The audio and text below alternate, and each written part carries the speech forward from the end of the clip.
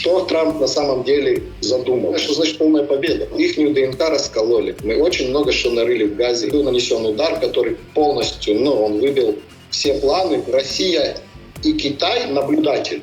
То есть они хотят гарантий, и тогда можно остановить войну и дать им, смотрите, вибирайте. Добро пожаловать на Ближній Восток. Борисе, 11 квітня Ізраїль завдає удару по Лівану, власне, по Хезболі. На території Лівану 300 людей значаться загиблими. Всі розуміють, що війна триває. Трамп говорить погрозами, що, мовляв, завершуйте. Лунає історія про 10 пунктів. Іран каже, ви їх порушуєте. Взагалі, які 10 пунктів? Українці, по суті, окрім цін на пальне, які, коли Трамп заявив, що все, війна завершена, ми уклали угоду, побачили, що ціни можуть падати. І навіть прем'єр-міністерка країни сказала, що зараз у зв'язку із падінням світових цін будемо їх знижувати.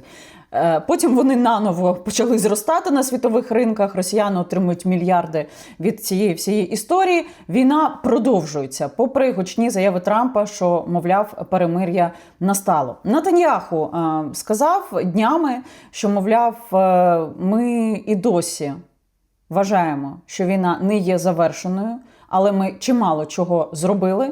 Будемо доводити цю історію до кінця. На Трампа тиснуть зовсібіч, і, як ти знаєш, вже за кілька місяців почнеться історія під назвою «Підготовка до виборів», і, безумовно, їм би класно цю історію завершити. Втім, Ізраїль вважає інакше. Що відбувається на даний момент?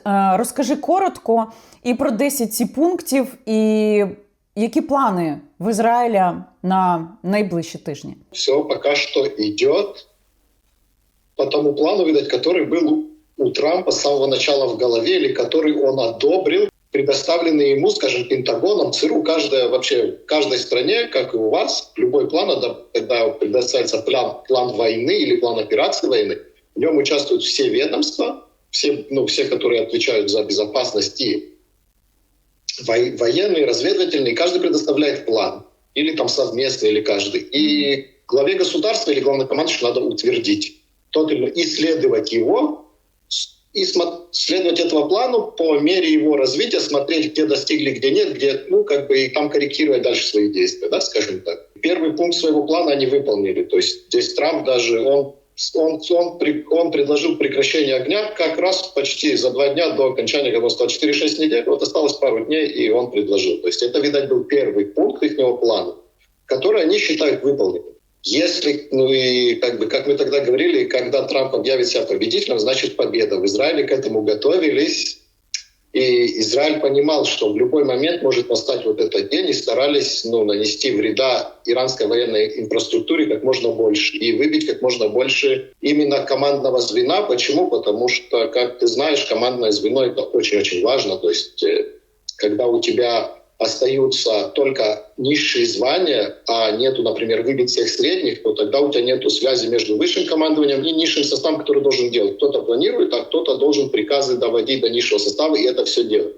Если их выбить, этого не будет. С другой стороны, если выбить весь верх, всю верхушку, у тебя останется средняя, но планирование далее и координация там будет очень плохая. И это показала нам операция по спасению летчиков. То есть это реально показало, что они не могут координировать действия на своей территории полномерно. Даже в тот момент, когда они собрались их координировать, то был нанесен удар по штабу координации. То есть до такой степени разведка и ЦРУ, и израильская разведка, и военная, и Моссад, и Моссаман — это военная, Моссад — это не политическая, это гражданская, более считается полумилитарная, да, гражданская разведка. Они точно знали, где конкретно сидят конкретные люди.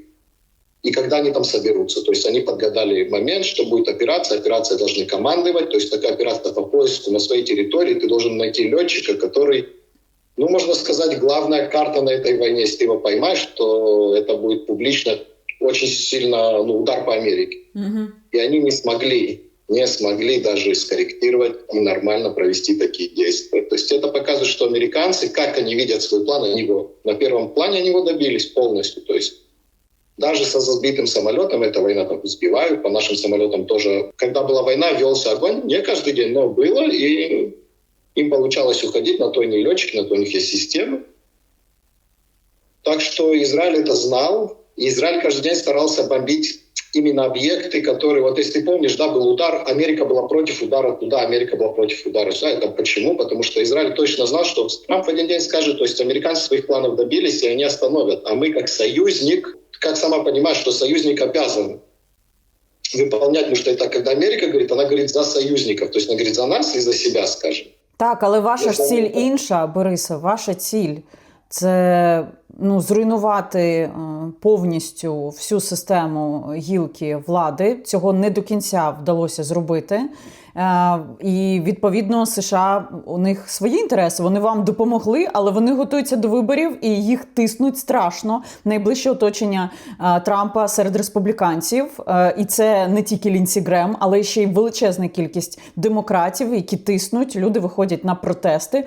Відповідно, йому дуже вигідно всю цю історію завершити. І тут виникає запитання, як союзники, які мають, по суті, на даний момент різний градус мотивації по завершенню, можуть рухатися далі. От про це скажи, і саме про ваші плани, з огляду на те, що озвучує Трамп. І що нині відбувається, теж кілька слів. Смотри, когда мы союзники, мы вступали в эту войну, и наш премьер-министр, можно к нему относиться по-разному, я не его сторонник, скажем так, напрямую. То, что училось 7-10, он должен отвечать. Так у нас работает система, в принципе, и не надо ее ломать. У нас хорошая система, и ломать ее не стоит. Борис має на увазі сектор Гази і взагалі всю цю історію провалом розвідки, що, мовляв, Нетаньяху має за це відповісти, але, по суті, він лишається на посаді і далі виконує свої функції. Так.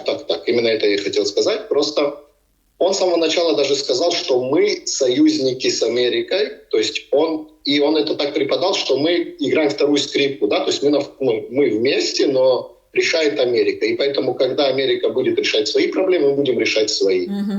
И, в принципе, так было сделано, если кто-то замечал, кто-то следил за событиями на Ближнем Востоке, что в какое-то время Израиль резко переключился на уничтожение именно производств двойного назначения, именно серьезных, такой как стали литейной и так далее. Почему? Потому что все поняли, что, как ты сказала, мы в конечном итоге союзники, у нас свои планы, Америка, да, у нее свои планы. Кто бы ни говорил, что Биби кого заставил, в Америке свои планы, она когда захочет, она остановит войну, и она это сделала.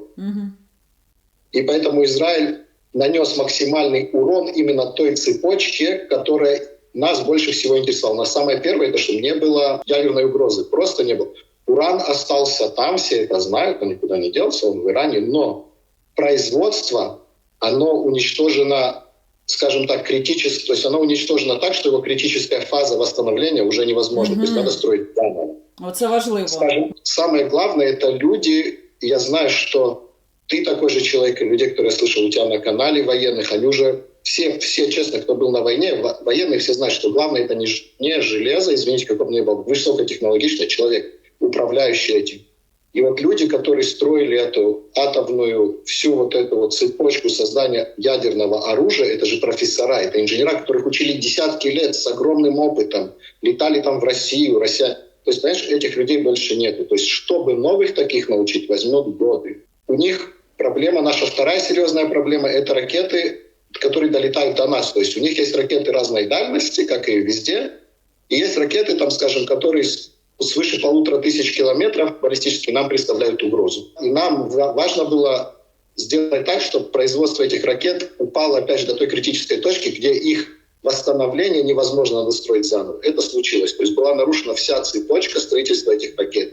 И самое главное, это сталелитейная промышленность, которая, в принципе, то есть ты можешь там оставить, не знаю, спрятать где-то маленький заводик, который делает чипы, которые делают ракеты умные. Да? Но чип нужно вставить в болванку, железную болванку, которая выдержит, сможет противостоять всем законам физики, то есть когда она будет лететь, трение, там, горение, очень много, да, всего. То есть тебе нужен серьезный металл, то есть технический металл, очень хорошо отлитый. Или советские старые ракеты, которые строились на десятки лет вперед, или делать свои. Тебе нужна сталелитейная промышленность. Когда у тебя ее уничтожают, вся остальная цепочка, она отмирает. Почему? Все остальные работают, как бы то ни было, да?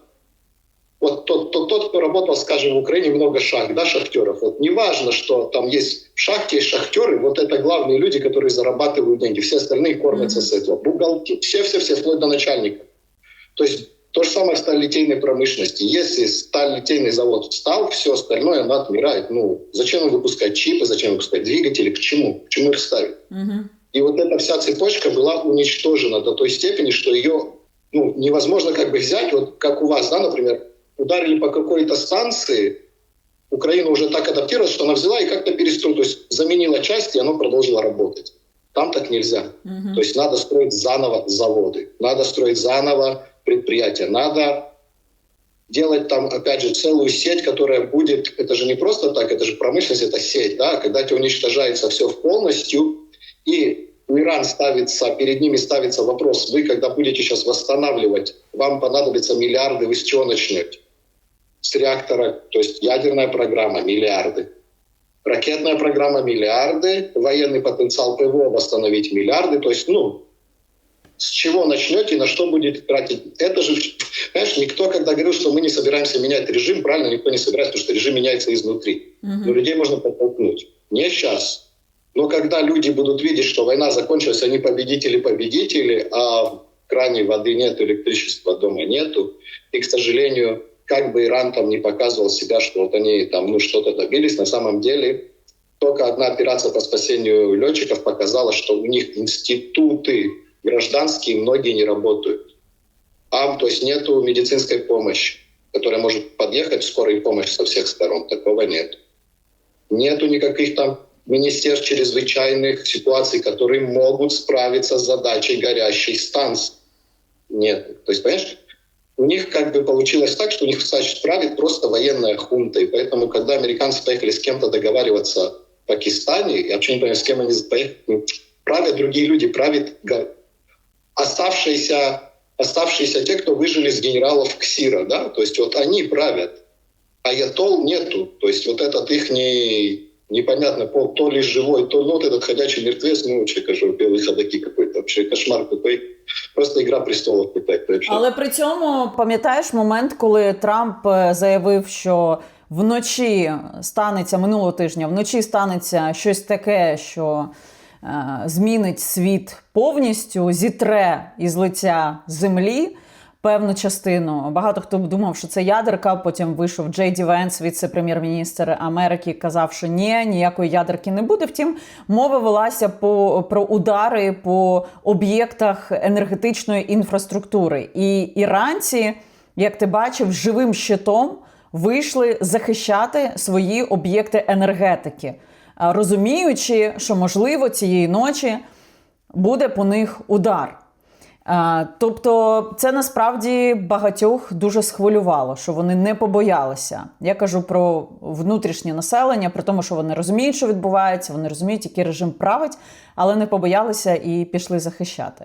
Они не пошли захищать, и, как ты понимаешь, это были кадры, сделанные Ираном, это то, что там выгнали людей. Некоторых силой, некоторых, как ты знаешь, у тебя есть Россия родная, там эти, кто получает зарплату от государства, на всех митингах хочешь. Ти маєш на увазі, що це все була постанова? Тобто це постанова? А это так и работает, потому что, когда они вышли, они хотели показать, смотрите, какой у нас народ, он весь с нами, и вот он вышел защищать наши станции, чтобы, опять же, повлиять на массы вот эти, которые там в Европе, в Америке, вот эти люди, которых я извиняюсь, конечно, но я их не считаю далекого ума, этих людей, большого ума, извиняюсь. И повлиять на них, чтобы было понятно, что это подстанова, было понятно, что если кинуть сейчас бомбу в 100 метрах от них, они все разбегутся к чертовой бабушке. Это как просто никому, понимаешь, когда тебе делают подстановку, никто не хочет участвовать в этом театре. Это ваш театр, вы с ним участвуете. Американцы, то есть израильтяне, то есть это показал Израиль к частью не американская, то есть когда Трамп сказал, что мы сейчас там сделаем того, что не было в свете, он что имел в виду? Знаешь, Трамп, как и наш Биби, они любят такие, фразы такие, знаешь, чтобы наводили там какой-то там фурор, там кошмар, сейчас все куда-то уничтожится. Наш Биби любит говорить о какой-то полной победе, и никто не понимает, что значит полная победа. То есть, в смысле, ты нам объясни, полная победа — это флаги союзников в Берлине 45-м и Берлин полностью, то есть Тегеран такой с вашими флагами американскими, или полная победа, что это? Они любят, понимаешь, вот эти. Они политики, им это их поле политическое, они для своих сторонников, для своего бейса, они говорят вот эти вот фразы. Что Трамп на самом деле задумал, скажем так, по-военному, и что действительно можно выполнить без ядерной бомбы, никакая ядерная бомба не нужна, что за бред. самолеты-бомбардировщики тяжелые, которые тащат ядерные бомбы, они тащат и заряды. То есть они могут взять на себя очень много тяжелых бомб. Не одну ядерную, а много тяжелых. Они хотели за короткое время, скажем, за несколько часов погрузить Иран во тьму и перерезать дороги. Это же у нас цивилизация основана на электричествах и на дорогах. То есть нам нужны нам нужны дороги передвижения и снабжения, и нам нужно электричество, энергия. Они хотели в течение какого-то, не растягивать это на 2-3 дня, просто, может, за одну ночь, может, в течение какого-то короткого времени полностью вывести всю электроэнергию и вывести из эксплуатации, скажем, все дороги, то есть положить мосты, сделать в дорогах, пока их будут восстанавливать, пока это займет огромное время. То есть просто погрузить скажем, на какой-то месяц или что-то Иран в полную тьму. То есть, откинуть их на много-много лет назад.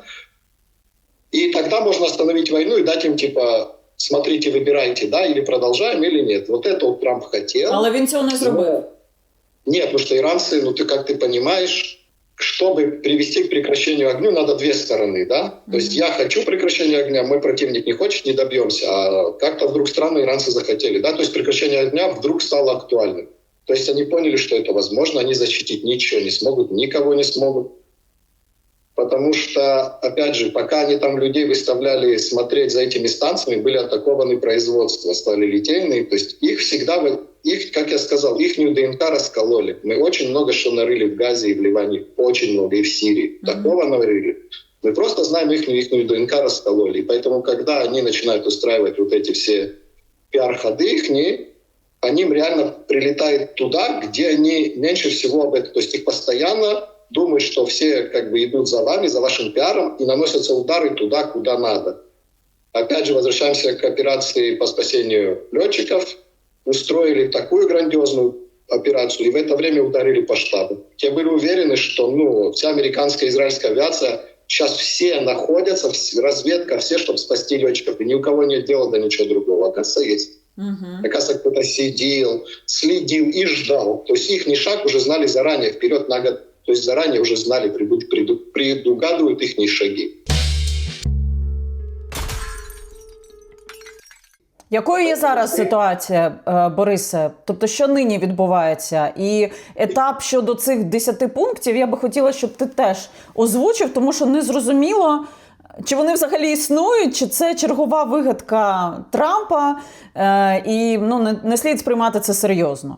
Если мы берем вообще иранские требования, то они сделаны так, что каждое требование, согласиться с ним нельзя, но это иранцы, они очень такие проворные, они очень проворные дипломаты в плане переговоров. Вспомни сделку, но если люди не помнят, была такая сделка при Обаме, при президенте в Америке Обаме, когда был Барак Обама, была сделка между европейскими странами, то есть не между НАТО или каким-нибудь ООН. Была Америка, несколько европейских стран, и была сделка. Россия там участвовала тоже, скажем так. Была сделка по урану. То есть, опять же, мы говорим по ядерному военному потенциалу Ирана. Как ты видишь, они смогли сделать так, что они добились почти чуть-чуть и сделать бомбы. То есть они очень умные и хитрые. И они, когда предложили этот план, они с самого начала знали, что этот план, на него никто не согласится. Но, предлагая план, они показывают, что мы готовы говорить. Давайте, то есть вот план. Им же надо до их внутренней своей политики, потому что они несут серьезные потери. Как я тебе говорю, что КСИР и аятоллы — это не весь Иран. И кто их поддерживает, это далеко не весь Иран. Это какая-то часть Ирана, которая там измеряется не в больших процентах. Больше людей не любят их, то есть больше людей против. И чтобы не показаться слабыми, чтобы их просто не поубивали все, просто физически. Это, европейцам, это людям непонятно, как это может быть. Вот сменяется власть, и да, это Ближний Восток, здесь меняется власть, и все, кто были раньше у власти, их убивают вместе с их семьями, если они успевают убегать. Вот так это здесь. И поэтому им нужен какой-то план, на который бы они могли согласиться, и это выглядело в их глазах, что они останутся просто живы все и при власти плюс-минус, да, чтобы, опять же, им ничего не случилось. Поэтому они выдвинули план, смотри какой. Их первое. Первое — это что международные страны дали им гарантии. Когда Россия и Китай наблюдатель, то есть они хотят гарантии первым планом. Сразу мы еще ничего, гарантии, сразу дайте нам гарантии. Почему? Потому что у нас все плохо. Если так продолжится, гарантии не будет. Ну, мы уже с американцами уже как бы наигрались, они 2 раза нас атаковали, и мы не выдержим 3-й атаки. Да? Сразу же дайте гарантии. Окей, то есть это гарантии, можно с этим не вопрос, да, то есть если вы... То есть, в принципе, пункт гарантий, он не такой невыполнимый, скажем так, если вы сделаете то, что попросит Трамп. Окей? Их не второй. Они хотят полное управление Армузским проливом. Так. Это невозможно, потому что на это даже уже европейские страны, ну, насколько они, как бы, ну, там, не про войну, ну, мягко говоря, не про войну совсем, они как бы уже возмутились, сказали, нет, мы пошлем войну, то есть пошлем корабли. 3. Это выплата им репараций. Репарации кто им будет выплачивать? Вы никого не победили, можете своим репарации попросить, не знаю, Бахрейна, с Кувейта, если они согласятся выплачивать, я думаю, что нет. Они будут от вас требовать, то есть репарации отменять. Это, опять же, это просто так. Это пункт, который можно выкинуть, и о нем там не особо, да?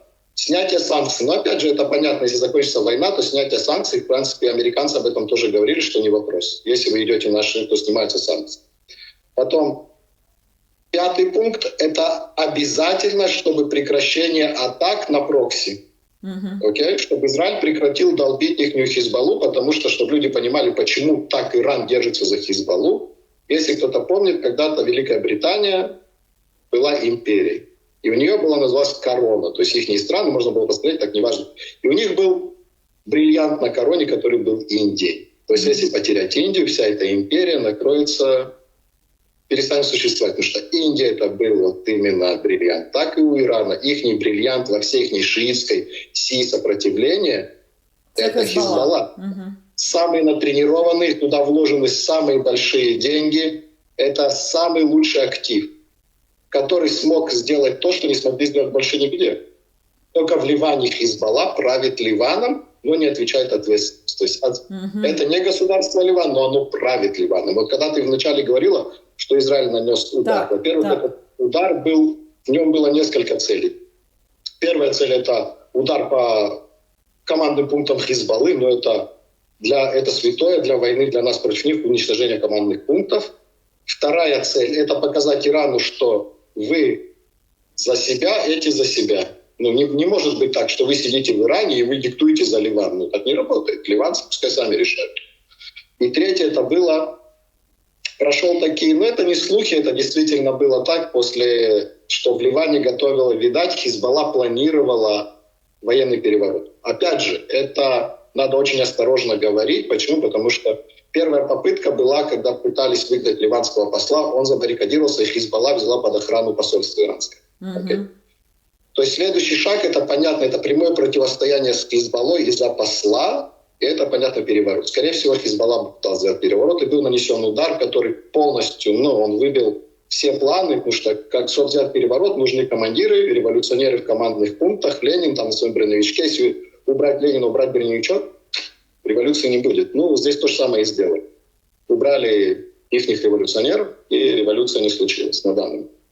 С Хизбаллой мы не можем согласиться с американцами и сказать, знаете что, давайте-ка вы договариваетесь, да, и мы с Хизбаллой оставим, вот как вы хотите. Нет, так не работает, потому что это на наших границах, и они не собираются сдаваться. Они ничего не умеют. То есть, чтобы люди понимали, если у вас забирали в армию и людей там делали солдатами, эти ничего не умеют, у него нет профессии, у него вообще ничего нет. Они получали очень хорошие деньги, очень хороший, как мы скажем, соцпакет от Ирана. То есть Иран вкладывал более $1 миллиарда каждый год. Представь, выбирали со своих людей, отправляли туда $1 миллиард. В Иране, если ты видела дома в Южном Ливане, эти деревни, мне очень нравится Ливан, очень нравится. Я бы был очень рад, чтобы у нас был мир туда поехать погулять. Это сумасшедшее, это очень красивое место, просто красивейшее. И деревни в Южном Ливане, они выглядят в 3 раза лучше, чем выглядит весь Иран. И вот это надо понимать, почему Хизбалла будет воевать до последнего. У них нету, если они перестанут завтра быть под Ираном и перестанут получать деньги, они перестанут существовать. Не на что будет, не за что. Нету денег, они ничего не производят. Они, у меня есть торговля наркотиками, они военных специалистов, по всему, любым террористам, любой повстанческой организации, даже в Южной Америке, они приглашают их свободно, чтобы их тренировали и так далее. Опять же, наркотики крутятся, вся Южная Америка, они на этом зарабатывают. На данный момент с Ираном от прекращения огня, перемирие, не знаю, как это правильно назвать. Но, скажем, у нас отменили, кое-где сняли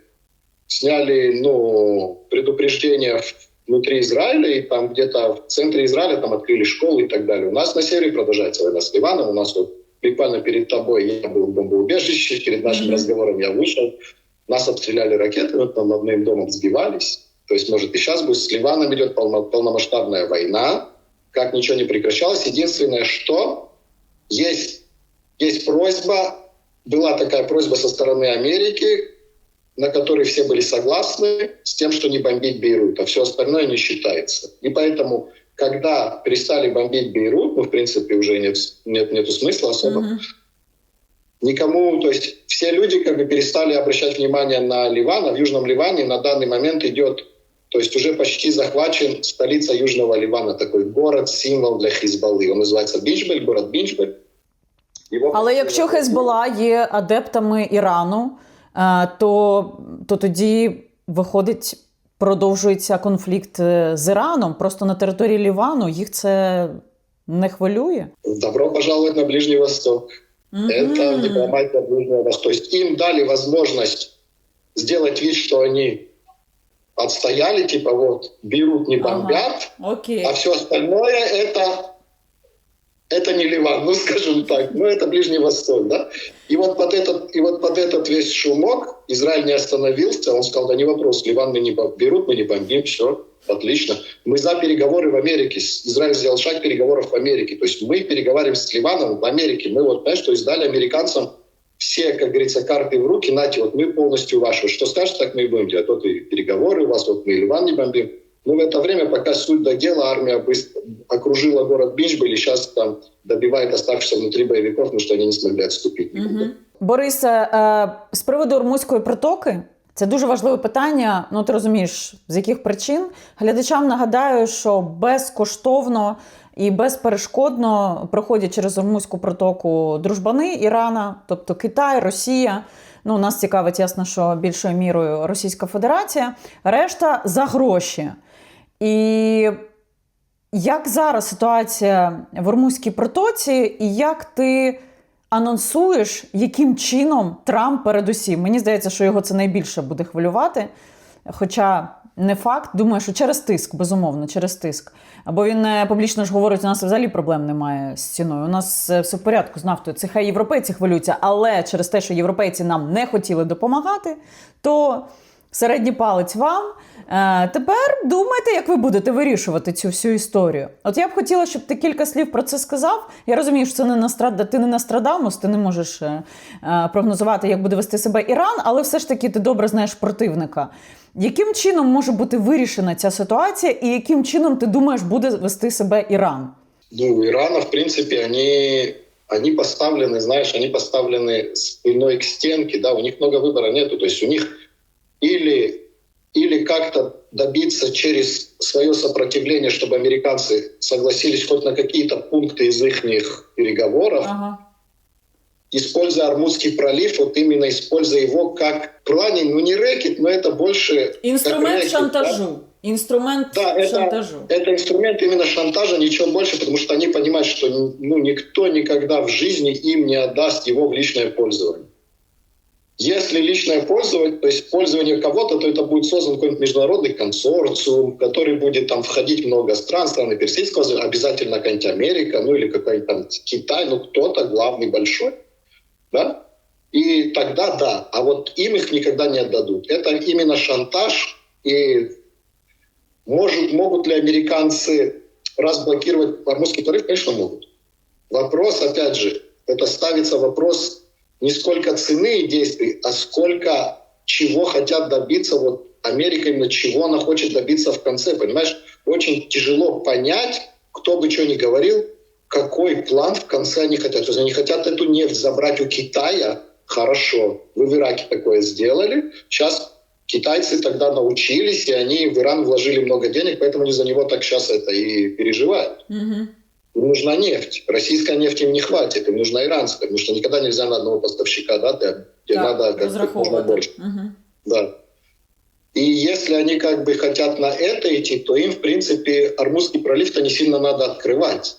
То есть европейцы когда-то сами придут и скажут, давайте что-то делать, а так как иранское правительство не готово сотрудничать, они готовы выставлять требования, то это только война. И поэтому Трамп как бы зовет их на войну, когда вы сами... То есть я вас не зову уже, но вы просто сами придете. Выходит так. Выходит так. Посмотрите, что творится европейцы. Каждый день какая-то европейская страна, кроме Франции, конечно. Ну, Франция — это вообще отдельная песня. Не веселая, конечно, но отдельно. Они уже начинают говорить, что мы, скорее всего, будем присылать войска, то есть военные корабли. Зачем нужны корабли? В принципе, Ормузский пролив, его надо очистить от мин. И все. Американцы уже провели 2 своих эсминца. То есть есть фарватер. Эсминцы — это, конечно, они поменьше, чем танкеры, и поюрче, и поменьше, и позащищеннее. Танкер сложнее, но если прошли эсминцы, то, в принципе, фарватер можно открыть. И Трамп сейчас предложил такую идею, как в Венесуэле. Они полностью закрывают небо, блокада, морская и воздушная блокада Ирана, и посмотрим, сколько вы выдержите. То есть у вас хлеб закончится.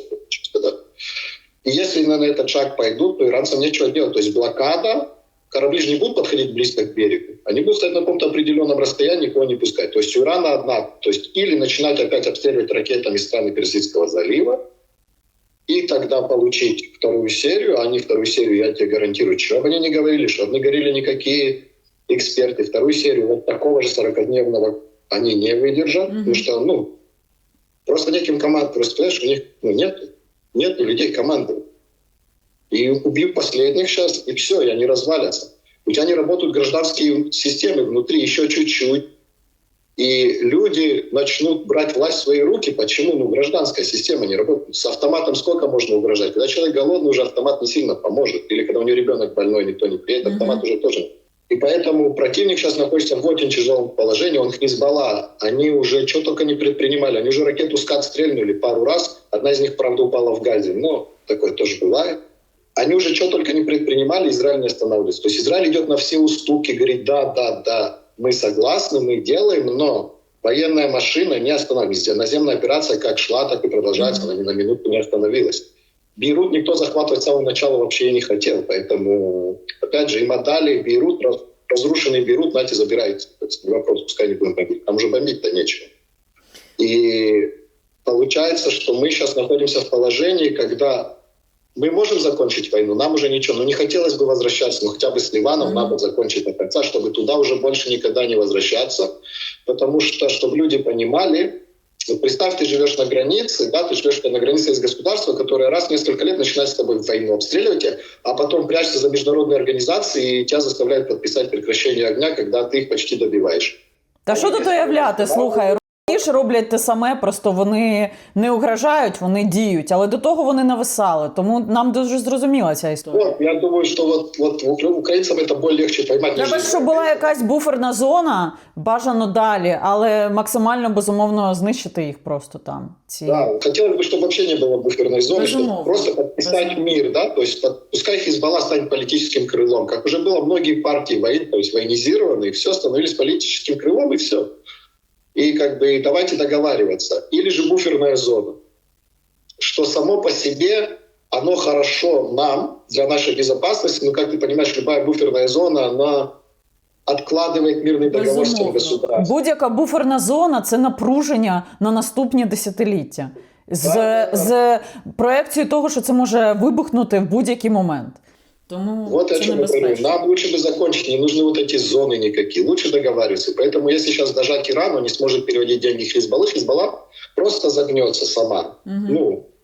Я не думаю, что кто-то... Хотя эти террористические организации, как Хамас и Хизбалла, они уже стали такими, как, скажем, так как мы живем в капитализме, капитализм застал и даже терроризм, к сожалению, да, и они стали корпорациями, понимаешь? То есть кто платит деньги, на той стороне они выступают. То есть если кто-то захочет подобрать актив к Хизбаллу после того, как Иран их кинет, как кинули сейчас Хамас, этот актив Турция поднимает активно, то сейчас как бы, если Иран их кинет, Хизбалла, он их, по идее, уже кинул, с тем, что сейчас происходит, то кто-то, если никто не поднимет этот актив, то Хизбалла закончится рано или поздно. То есть у них не хватит, возможно, дальше с нами продаться долго.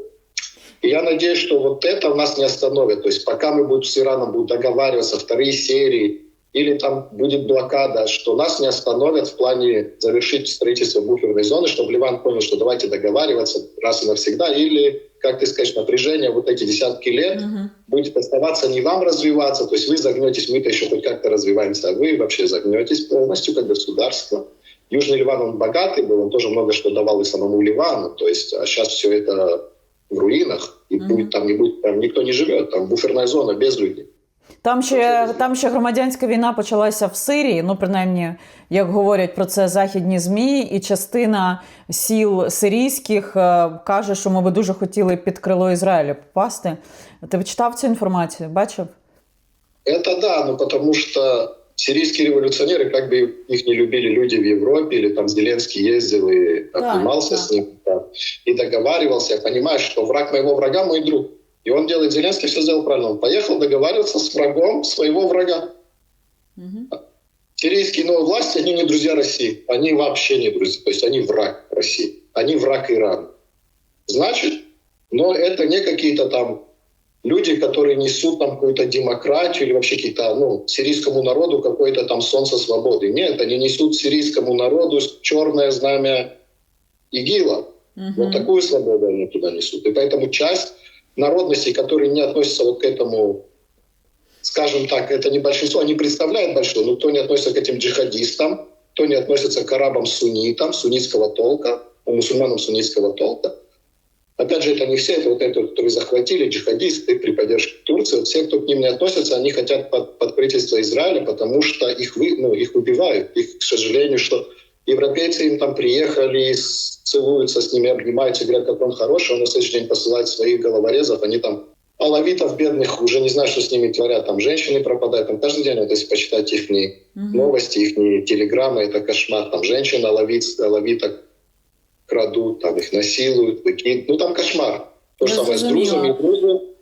Слухай, для мене було здивуванням, лишається здивуванням, хоча що дивуватися Трампу, історія з європейцями у вигляді Угорщини і росіянами, які є, як ви знаєте, великими друзями і партнерами Ірану. З'явилася інформація про те, що Угорщина взагалі пропонувала Ірану свою підтримку в певні моменти історії. Ну, те, що Росія з ними співпрацює і допомагає не тільки там розвідкою, але і компонентами складовими, а ті допомагають їм, все зрозуміло. Але існує Орбан, існує Путін, які, по ідеї, з огляду на цю війну, мають бути і є, вони це декларують часто, але називають Росія, а не Путін, ворогами Сполучених Штатів Америки. І що ми бачимо, Борисе? Джей Ді Венс приїжджає до Угорщини, робить велелюдний мітинг, скандує, що це супер-мега-крутий чоловік, який любить угорців, забезпечує їм безпеку. При тому, що, ну ти ж розумієш, якщо журналісти володіють цими даними, які облітають всі західні ЗМІ, то Трамп явно володіє даними з приводу того, як Орбан співпрацював з іранцями. Ну, про Росію я взагалі мовчу, це давно відомий факт. Америка на це закриває очі. І для нас тут в Україні це абсолютно незрозуміло. Я би хотіла, щоб ти кілька слів про це сказав. Ты представь, как мне, человек, который находится в армии, который приехал, да, там вернулся с Украины, когда у нас началась война, я приехал назад и все, призвался назад. И представь мне слышать то, что государство, через которое мы летали, Будапешт, от Украины я летал часто, где нас там хорошо принимали, встречали, сотрудничали с иранской разведкой. Это просто, я даже не знаю, как это объяснить. То есть, когда Биби говорит, что я за Орбана, я понимаю, что ему Трамп сказал это сделать. Ну, мы ему обязаны чуть-чуть, и Биби там сделать то, что Трамп скажет. Ну, это же просто какая-то, это даже не жесть, я даже не знаю, как это назвать. То есть, это уже не какая-то мудрая политика там. Это просто какой-то трэш. Эти люди, чтобы сказать, что это не мы ответственны за операцию Бипер, и мы с Моссадом не сотрудничали, на нашей, там они сами все это сделали, на нашей территории вообще не смог. Они взяли и передали разведданные. То есть вы чего? Кто бы вас обвинил в чем? Все знали, что это Моссад, и Моссад признался. Это мы. То есть никто никого. Они взяли и передали. И поэтому у меня вообще, у меня лично понимания этого нету никакого в плане того, что, ну, зачем вы это делаете, когда вы реально понимаете, что вы проигрываете на улицах, венгерских улицах, потому что люди не хотят Орбана. А вы сейчас за него выступаете, тем самым вы проигрываете там, где надо выигрывать, на улице. Сегодня политики вообще ни при чем. Вот посмотри на европейскую политику, посмотри на американскую, посмотри на нашу политику. Все смотрят на свою улицу. Вот что улица говорит, то они озвучивают, так они себя и ведут. Политики. Вы сейчас взяли и просто всю венгерскую улицу подоставили против себя ради того, чтобы спасение Орбана, который помогает Трампу развалить Европу на фоне войны с Украиной. Зачем ему это надо? Я не понимаю. Посмотри, как ведет себя Орбан. Он же постоянно ставит палки в колеса. Это же понятно, что человек делает специальную политику. То есть это специально, это не какой-то я хотел. Так, це не ситуативно, це прагматично, пропрацьовано все. Это политика, и каждый раз шаг за шагом он делает такие вещи, чтобы расколоть Европу по вопросу Украины. Посмотри внимательно. Деньги, когда Европа обсуждает помощь Украине, он вставляет свои 5 копеек. Нет. То есть что он делает? Он знает, что есть там система обхода того или иного члена ЕС, но это берет время. То есть что это значит? Украина не получит вовремя то, что ей надо. То есть у нее будет осложнение на фронте. То есть надо договариваться с Россией. То есть понимаешь, что там идет последовательная работа по ламанню Європи. Нас, безумовно, всі ці історії, окрім ціни на нафту, хвилює і залишається запитанням, що у Трампа з русаками, тому що, чесно тобі скажу, я думаю, що там трикутник любові, я відверто тобі кажу, тому що Орбан, коли приїжджав до Америки допомогти завершити війну в Україні, потім, і говорив те, що русаки говорять, потім тими ж словами говорив Трамп і Венс. Тому я думаю, що вони там працюють в трикутнику, і мені дуже сумно. Я, чесно тобі скажу, до сих пір не розумію причини, окрім реально якогось величезного компромату на Трампа, який має Російська Федерація. Чому Трамп і США нині діють подібним чином? От з Ізраїлем, Іраном мені все зрозуміло. Але що нині відбувається з нами, це питання. Я тобі дуже дякую за те, що ти присвятив нам час. Друзі, Борис Сегал, воїн армії Цахалу з Ізраїля. Зараз я в Києві, Борис в Ізраїлі. Будемо тримати руку на пульсі і за кілька тижнів знову зустрінемось. Наші глядачі респектують, що ти ділишся з перших вуст. Це важливо. Друзі, підпишіться на нас, якщо раптом тут вперше. Напишіть в коментарях, що ви думаєте про озвучене Борисом і обговорене нами в цій розмові. Наступне відео ось тут, обов'язково його подивіться. Хочете допомогти нам створювати і надалі інтерв'ю і всі наші матеріали, подобається підтримувати вільну журналістику, робіть це, будь ласка. В описі під цим відео ви знайдете всі способи, ставайте спонсорами, маємо банк у Монобанці, Patreon і Buy Me Coffee. Дякую за довіру. Лишайтеся тут, подивіться наш свіжий огляд.